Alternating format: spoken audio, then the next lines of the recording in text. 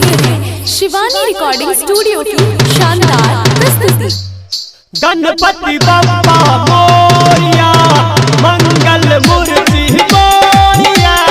गणपति बप्पा मोरिया, मंगल मूर्ति मोरिया।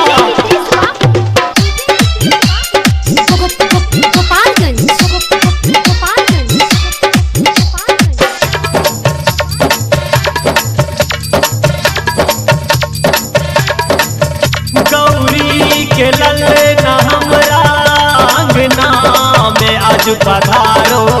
गौरी के ललना हमरा अंगना में आज पधारो।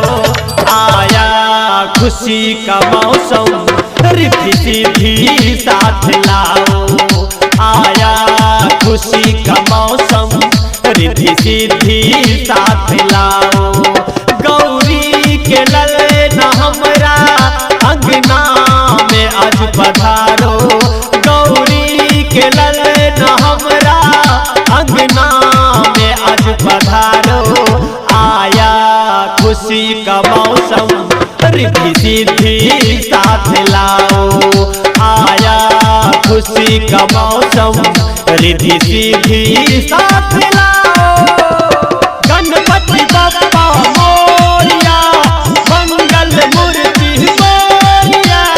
गणपति बप्पा मोरिया, मंगल मूर्ति मोरिया।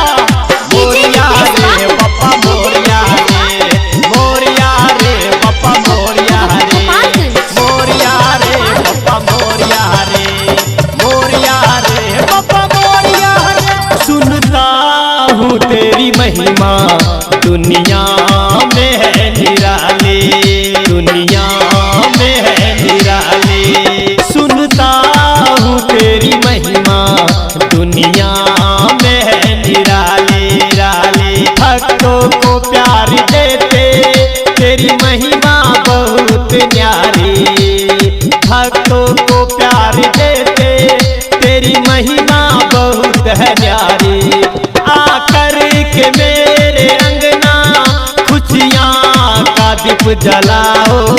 आकर के मेरे अंगना खुशियाँ का दीप जलाओ। आया खुशी का मौसम, रिद्धि सिद्धि साथ लाओ। आया खुशी का मौसम, रिद्धि सिद्धि साथ लाओ। विघ्न हरन मंगल करण श्री गणपति महाराज। प्रथम पूजन आपको पूरन की जो ताज। वक्रतुंड महाकाय सूर्य कोटि समप्रभा। निर्विघ्नं कुरु मदेव शुभकार्य सर्वदा। सब देवों में बड़ा हो तेरी पूजा होती पहला। ऐ गजानन सब देवों में बड़ा हो तेरी पूजा होती पहला। तेरा है माता गौरी, पिता है डमरू वाला। तेरा माता है गौरी, पिता है डमरू वाला।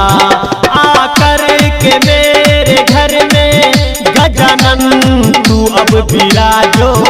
आकर के मेरे घर में गजानन तू अब विराजो। आया खुशी का मौसम, रिद्धि सिद्धि साथ लाओ। आया खुशी का मौसम, रिद्धि सिद्धि साथ लाओ। गजानन वक्रतुंड महाकाय सूर्य कोटि समप्रभा। निर्विघ्नं कुरु मदेव शुभकार्य सर्वदा। वक्रतुंड महाकाय सूर्य कोटि समप्रभा। निर्विघ्नं कुरु मदेव शुभकार्य सर्वदा।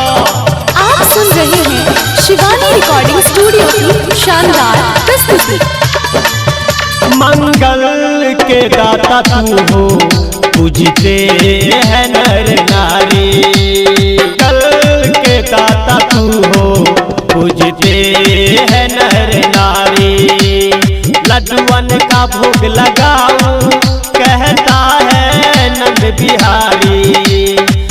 लड्डुअन का भोग लगाऊं, कहता है नंद बिहारी, कहता है नंद बिहारी। आकर के मेरे घर में खुशियाँ का दीप जलाओ, आकर के मेरे घर में गजानन तू अब विराजो। आया खुशी का मौसम, रिद्धि सिद्धि साथ लाओ। आया खुशी का मौसम, रिद्धि सिद्धि साथ लाओ। आया खुशी का मौसम, रिद्धि सिद्धि साथ लाओ। आया खुशी का मौसम, रिद्धि सिद्धि साथ लाओ। शिवानी रिकॉर्डिंग स्टूडियो, गौर गामा चौक।